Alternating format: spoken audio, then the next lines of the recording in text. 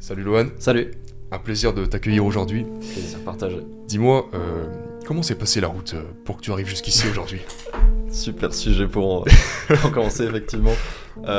Du coup, du coup, je viens des Vosges et mon Blablacar me dépose à la sortie de l'autoroute. Ouais, Je vois j'ai 1 heure de marche et je vois j'ai 1 heure pour arriver au podcast. Donc je me dis tranquille, je vais marcher, ça va faire du bien.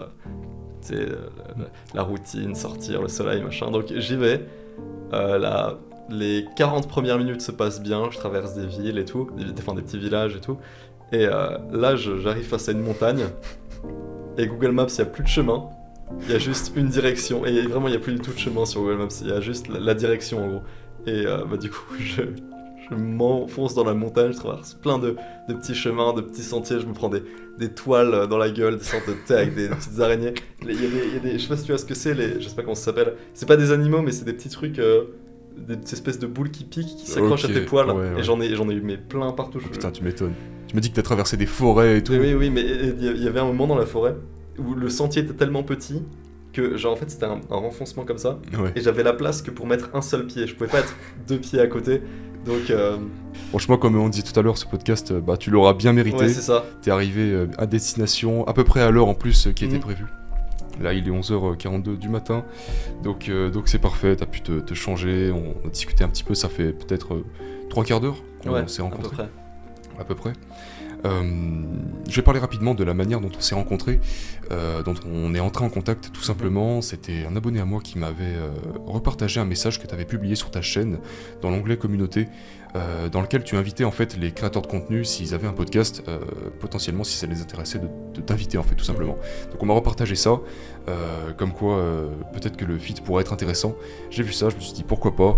Je te connais depuis quelques mois, j'ai vu apparaître tes vidéos, là t'as pris vraiment un pic en termes de popularité, t'approches les 100 000 abonnés, c'est ça? Ouais. Ok, Ouais. et ça fait combien de temps que t'as lancé cette chaîne? Fin décembre. Ok, bientôt un an. Ouais. Ok, incroyable. Franchement, bah félicitations pour ça. On en parlera après, Ouais. processus de travail, tout ça. J'ai plein de questions à te poser par Ça rapport à marche. ça. Mais ouais, je voulais revenir à notre tout premier appel. Et tu m'as parlé tout de suite du fait que bah, tu connaissais la chaîne du coup, et Ouais. tu suivais principalement un orateur. Est-ce Ouais, que tu bien peux sûr. nous citer lequel? David Goggins, qui est juste là. Je sais pas si on voit. Exactement, la ouais, caméra. on le voit pas, il est derrière, etc. De toute façon, son toute bouquin. la communauté est au point là-dessus. Qu'est-ce que tu trouves en David Goggins qui te parle en fait, qui Déjà, t'anime? j'adore la voix française. Premier truc. Ça fait plaisir, Quand merci beaucoup. je t'ai eu au téléphone et que j'ai entendu la voix de David Goggins, j'étais choqué, j'étais en mode waouh, mais c'est le mec qui fait la voix en fait. Je pensais que genre tu payais un mec sur Fiverr ou Oui, un truc comme oui. ça. Et j'aime bien le côté, tu sais, discipline, mais discipline vénère, tu vois. Ouais. Ou tu sais, les punchlines un peu, qui va porter. Enfin, je sais pas si t'as traduit ça, qui va porter le bateau, tu vois. Bien sûr, bien sûr. Les grosses Who's gonna punchlines. carry the boat? Peut-être où t'es sous la barre des OP couché, ou t'es en train de taper dans le sac et t'en peux plus, mais tu repenses à ça, tu te dis non mais le mec, il a fait... même là, pendant que j'étais en train de venir sur le trajet, tu vois, le sentier, j'avais chaud, je suais de partout et tout, mais je me disais, mais oui, mais David Goggins...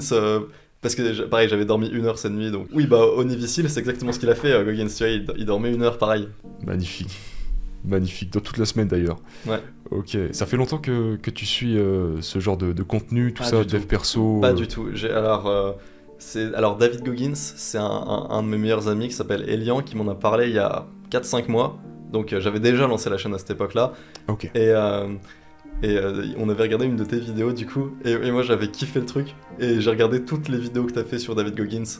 Mais non, ça fait vraiment pas longtemps que je connais ce mec-là. Et que je connais un peu tout cet univers, tu vois, ça fait pas longtemps. Ok, super. Donc ouais, t'as dit ça fait à peu près un an que t'as lancé ta chaîne YouTube. Ouais, plutôt 7 mois.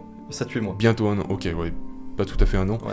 mais ça fait bien plus longtemps que ça que tu es sur YouTube, Ouais, que tu c'est gères ça. des chaînes YouTube, que tu es dans ce domaine-là. Mhm. Raconte-nous un petit peu ton parcours sur YouTube, où est-ce que ça a commencé, comment tu t'es lancé, comment t'es arrivé sur la plateforme, que t'as commencé à créer du contenu, qu'est-ce qui t'a attiré dans ce genre de travail, sachant que ça fait, je vais te laisser donner la durée, Ça va bientôt faire 10 ans, ouais. incroyable. 10 ans. Donc j'ai commencé justement à 10 ans, j'étais en 6ème, et enfin avant ça je faisais déjà, il y avait le caméscope de mon père où je faisais déjà des petites vidéos, tu sais, tu devais connaître Norman, Cyprien, tout ça, Ouais.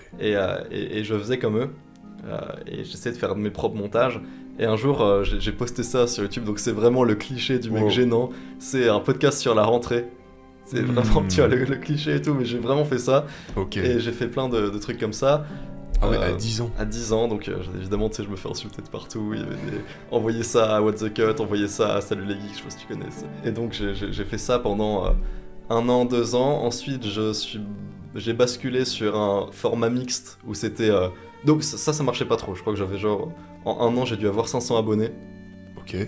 Et ensuite, j'ai basculé sur un format mixte qui était du podcast, mais à propos de jeux vidéo. C'est-à-dire, je parle d'un jeu vidéo et je fais des blagues en mode chronique de jeu. C'est un univers qui est à part avec ces youtubeurs, ce truc-là. Et donc, j'arrive dans ce game-là.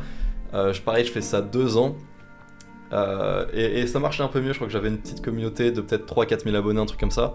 Ok. Qui attendaient les chroniques toutes les 2-3 semaines. Et c'était un truc rigolo. Donc sur une chaîne que tu avais créée C'est ça. à tes 10 ans du coup. C'est ça. Ok. Et ensuite, ensuite j'ai rejoint la chaîne Trash. Donc d'abord j'étais monteur, et en fait j'étais monteur pour des youtubeurs et j'ai rédigé des scripts pour des vidéos pour des gens, notamment Trash, donc à l'ancienne, c'est-à-dire peut-être 2018 et plus, toutes les vidéos de la chaîne Trash qui parlaient d'histoire, c'était moi qui les écrivais et qui les montais. Et ensuite, on a créé nous-mêmes notre propre chaîne de jeux vidéo avec Trash, donc c'est moi qui m'en occupais vu que j'avais déjà ma chaîne de jeux vidéo et que j'étais déjà chez Trash. Trash voulait faire une chaîne de jeux vidéo. Comment ça s'est passé la rencontre, la collaboration avec Trash? C'était un concours. Un concours, ils avaient fait une vidéo sur leur chaîne Pokémon Trash à l'époque, qui avait 500 000 abonnés, un truc comme ça, et ils disaient ils recrutaient des gens dans leur équipe. À l'époque, ils recrutaient 2 personnes, et il fallait faire une vidéo un peu en mode drôle où tu écrivais, tu montais toi-même et tu disais les 5 pires Pokémon que t'aimais pas, et t'avais genre des milliers de candidatures, et ils les regardaient tous en live. Wow. Et donc c'était les 2 mecs de Pokémon Trash à l'époque, Neoxys et Askans. Ils les regardaient tous en live, les vidéos. Ils avaient un tableau Excel et tout. Et le truc, c'est qu'ils regardaient 2 secondes de chaque vidéo parce qu'il y en avait des milliers, tu vois. Genre, ils cliquaient sur la vidéo si l'éclairage était un peu moche, si le mec bafouillait un peu, si c'était pas joli, tu vois. Ça jartait direct à la suivante. Ils mettaient, je me rappelle, un tiret quand c'était bien. Ils mettaient un V à côté du Excel quand c'était très bien. Et à la fin du live, qui a duré jusqu'à 1h, 2h du matin, il y avait 5 V, dont moi, dont ma vidéo à l'époque, et ils en gardaient 2. J'en faisais pas partie. Ils en ont pris 3 au final, dont je ne faisais pas partie. D'accord. Il y a eu un problème avec 2, Wow. qu'ils ont remplacé du coup par les 2 derniers. Sur des milliers de C'est candidats ça. à la base. C'est ça. Qu'ils ont remplacé par les 2 derniers, donc moi j'étais 4ème ou 5ème. Et du coup, le gars qui était avec moi, du coup, qui était 4ème pendant que moi j'étais 5ème, c'était aussi mon pote en plus à l'époque, et du coup on s'est fait recruter tous les 2 en même temps.